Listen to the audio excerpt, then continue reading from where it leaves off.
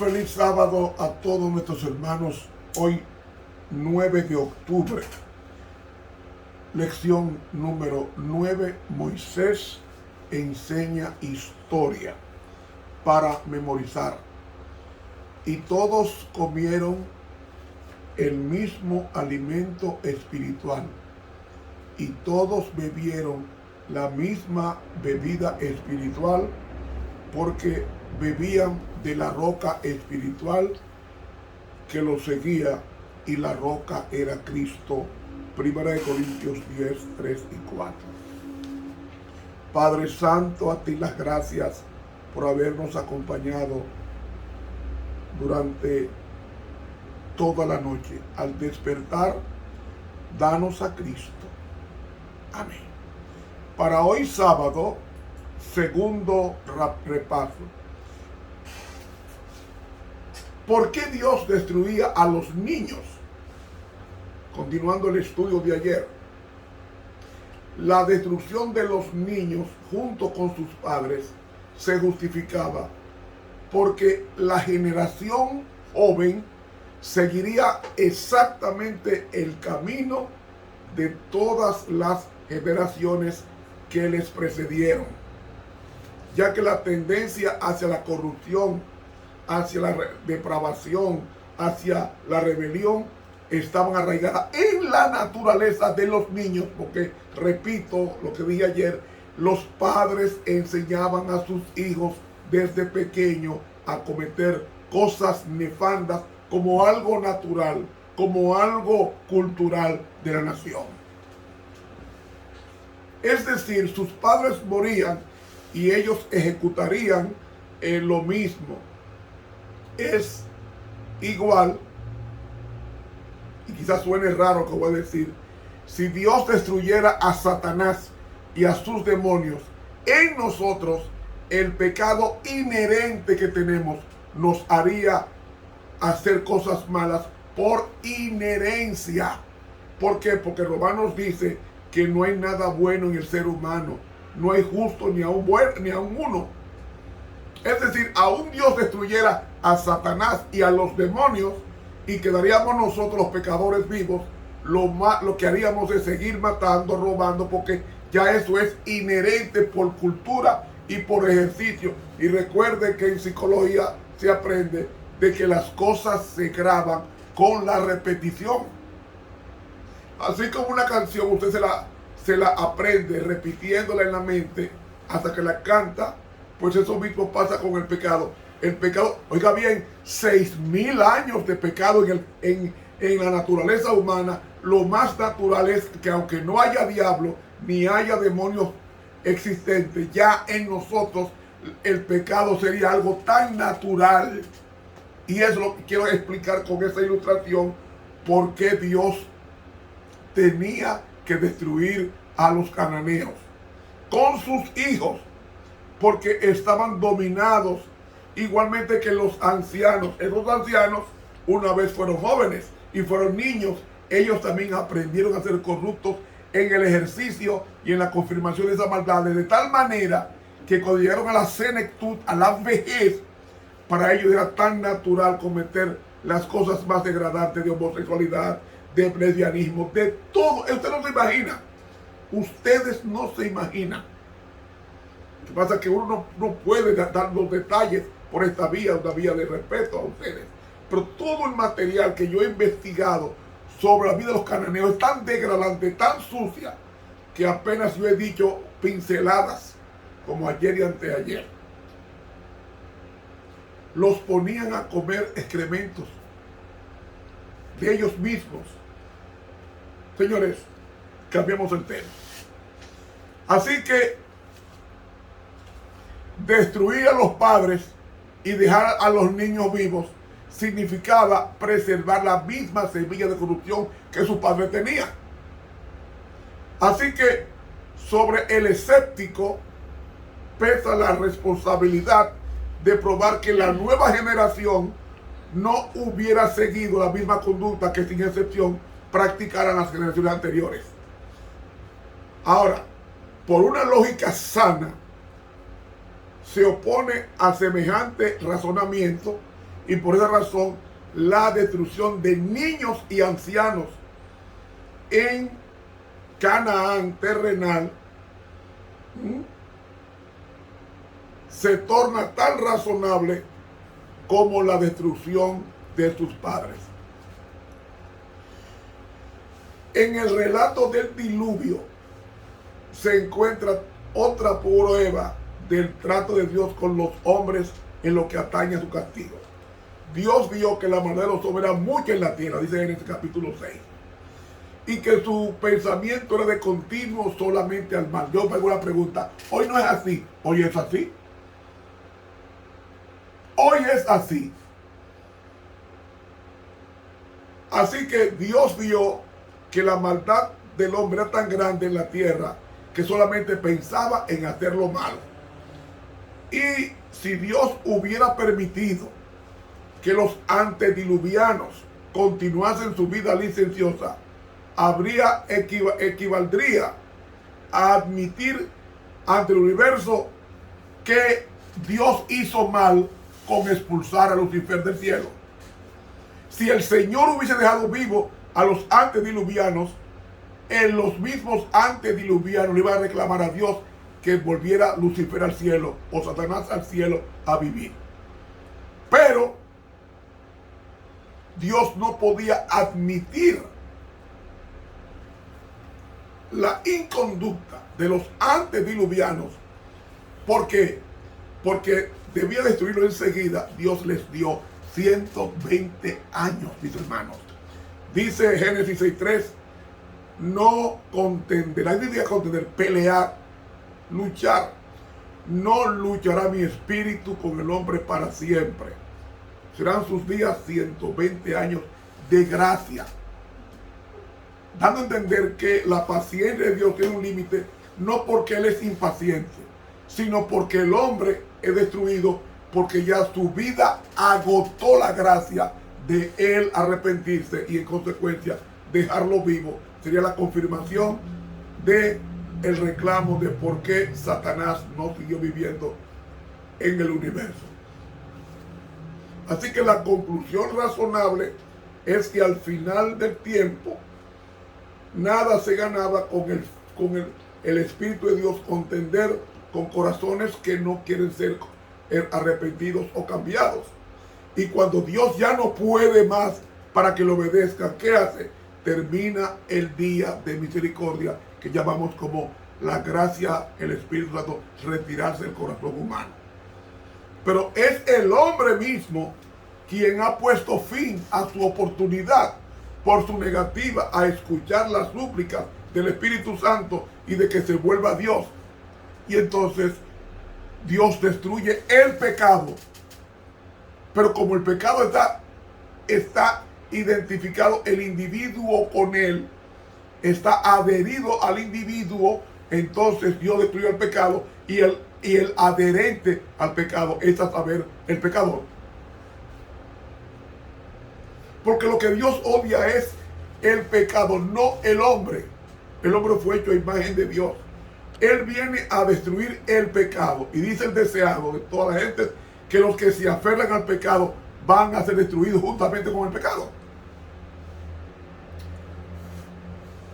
No podemos dar demasiado énfasis al hecho de que declaraciones bíblicas como estas, que se refieren al trato de Dios con el hombre antes del diluvio y su magnanimidad para con los cananeos antes de su destrucción, son tan ciertamente parte de la Biblia y una revelación de sus planes como lo es la orden dada a los israelitas de que destruyeran a los cananeos. ¿Por qué entonces Dios no descendió fuego del cielo para destruir a los cananeos, sino que mandó a Josué y a Caleb y a los judíos a matar a los cananeos? Porque Dios quería que el juicio lo hiciera Él a través de su pueblo. ¿Para qué? Para que el pueblo entendiera por la vía del ejercicio cuánto Dios odia el pecado.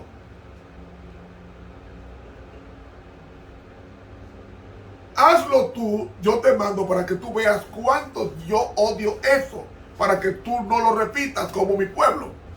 Por eso era que Dios mandaba a su pueblo a destruir a naciones enteras. Pudo Dios haberlo hecho bajando fuego del cielo, sin embargo no, háganlo ustedes, porque ustedes van a ejecutar mi justo juicio. Así como Dios manda a los ángeles, que son santos, los manda a destruir.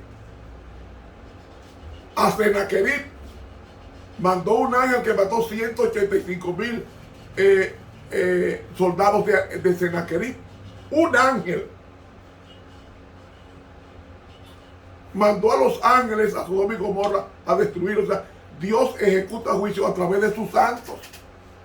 Y como el pueblo de Dios había hecho un pacto con él en el Sinaí, y ese pueblo, la nueva generación, era pactual, cuando entraron a la tierra prometida, debían ejecutar los juicios de parte de Dios, con las instrucciones de Dios, con la dirección de Dios, y para que ellos entendieran, al matar a los ancianos y a matar a los niños y a matar a los animales que eran usados sexualmente de forma aberrante, asimismo el pueblo de Dios tenía que ejecutar juicio para que entendieran cuánto Dios aborrece el mal. Así que es tan poco razonable tomar en forma aislada la orden de destruir a los cananeos e insistir en juzgar el carácter de Dios por ese solo hecho, como lo sería tomar una declaración aislada de algún gobernante moderno cuando niega el perdón a un criminal y lo manda a la horca para intentar probar por esa sola declaración que ese gobernante es cruel y empedernido. No, lo que ha hecho es cumplir lo que está hecho por la ley, no hecha por él, sino hecha por el colegio de hombres llamados jueces en la Corte Suprema. Así que, mis hermanos, en cualquier circunstancia, la muerte y la destrucción resultan horribles, y la persona más temerosa de Dios y creyente en la Biblia fácilmente puede admitir que se llena de pensamientos molestos cuando se lee sobre la destrucción de los malos en diferentes momentos de la historia del mundo, y cuando piensa en la destrucción final de los impíos. Así que sería mucho más molesto pensar en el tipo de mundo y en la clase de universo en que nos veríamos obligados a vivir si finalmente no se destruye por completo a todos los que estuviesen tercamente resueltos a continuar en sus caminos pecaminosos y corruptos. En realidad, todo este problema del castigo a los malos revela que es inconsecuente la actitud del escéptico. ¿Cuántas veces el burlador lanza ante un cristiano la pregunta: si hay Dios en el cielo que gobierna y dirige, ¿por qué Él permite que los malos dominen el mundo y continúen en sus terribles actos que traen tristeza y dificultad a los pobres, a los inocentes? Después, ese mismo burlador preguntará, óigalo bien, ese mismo burlador preguntará en tono de burla: si Dios es un Dios de amor, como ustedes enseñan, ¿por qué hizo destruir a pueblos enteros en diferentes momentos de la historia? ¿Y por qué finalmente va a destruir a todos menos a un grupo escogido que son ustedes? Pero el escéptico no parece darse cuenta de que la primera pregunta contesta la segunda, y no se da cuenta de que no es consecuente al protestar contra los juicios de Dios cuando acaba de preguntar por qué Dios no castiga a los malos. La lógica de todo este problema se ve al considerar la forma en que Dios procede en estos episodios. Según la Biblia, Dios gobierna el universo y finalmente su voluntad y su gobierno serán supremos en todas partes y se eliminará la rebelión. Y los impíos no oprimirán para siempre al inocente. Recuerde que Dios es el dueño y Él puede destruir el planeta en un segundo si Él quiere hoy, pero no, te da los 400 años de los amorreos o los 120 años de los antediluvianos, o te da 70 u 80 años de vida. Esas vidas que Dios nos da con diferentes edades, 20, 30, 40, 50, 80, 100 años, nos la da Dios para de gracia, para que lo busquemos. La misma existencia del impío es una evidencia de que Dios le está dando la gracia para que se convierta. Ahora, los débiles e indefensos no siempre serán víctimas de injusticia. Y ese Dios que mira todas las cosas de una perspectiva más amplia que nosotros y cuyo amor por los seres humanos es mayor que cualquier hombre santo, no solamente desea salvar a los buenos, sino también salvar a los malos convirtiéndose a Él. En realidad, la longanimidad, la larga espera, la paciencia larga de Dios, esa longura de ánimo de Dios, de que no está dispuesto a que nadie se pierda, sino que todos procedan al arrepentimiento, como dice 2 Pedro 3:9, la que hace plausible la primera de las dos preguntas del escéptico o incrédulo. Y cuando comprendamos la longanimidad de Dios, habremos contestado la primera pregunta y podremos ver la injusticia de nuestro mundo y seguir creyendo que Dios gobierna. Y cuando tenemos en cuenta el simple hecho de que la justicia finalmente demanda la destrucción de los que continúan en abierta rebelión, tenemos la respuesta a la segunda pregunta. Así que no hay necesidad de tratar de disculpar los castigos que Dios ejecuta sobre los malos, ya que habrán de aplicarse en el futuro cuando Dios destruirá con fuego y azufre el planeta Tierra.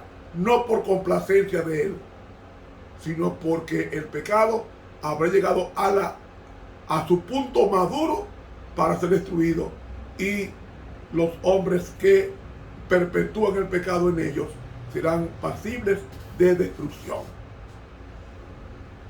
Apenas si es necesario discutir el problema del método que Dios usó para destruir a los cananeos, basta fijarse en que Dios fue justo al destruirlo. ¿Por qué?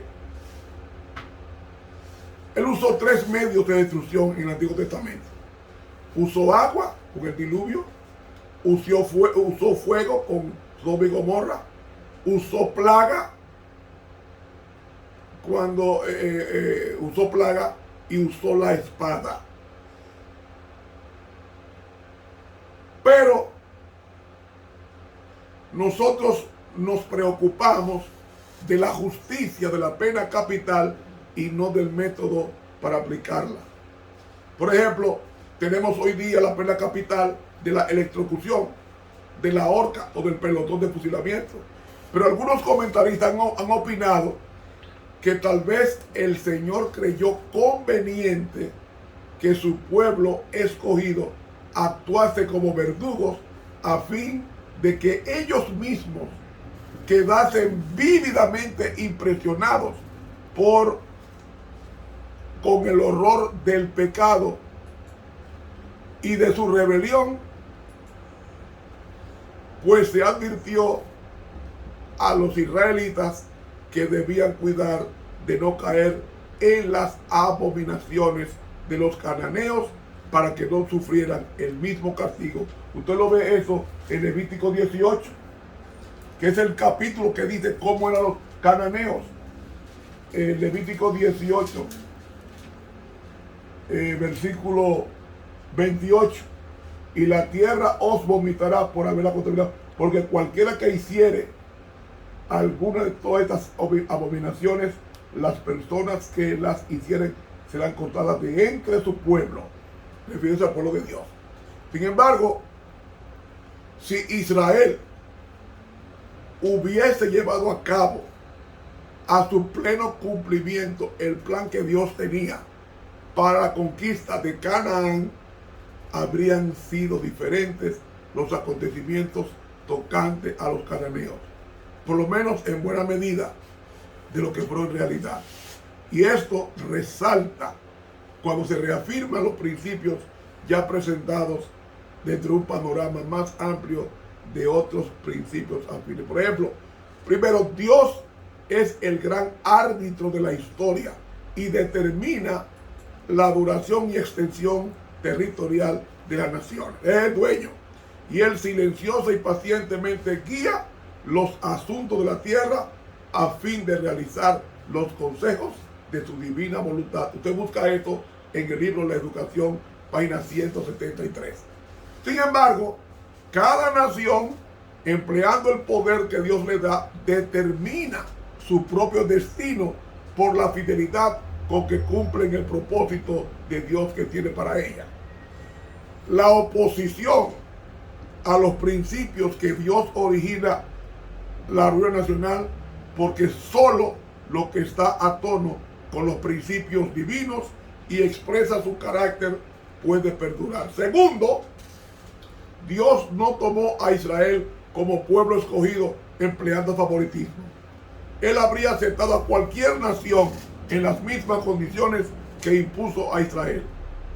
Simplemente Abraham respondió sin reservas a la invitación de pactar con Dios y de servirle fielmente, y por eso los descendientes de Abraham llegaron a ser los representantes de Dios entre los hombres, y el pacto principal ventaja sobre todas las demás naciones que Dios los hizo custodios de su voluntad.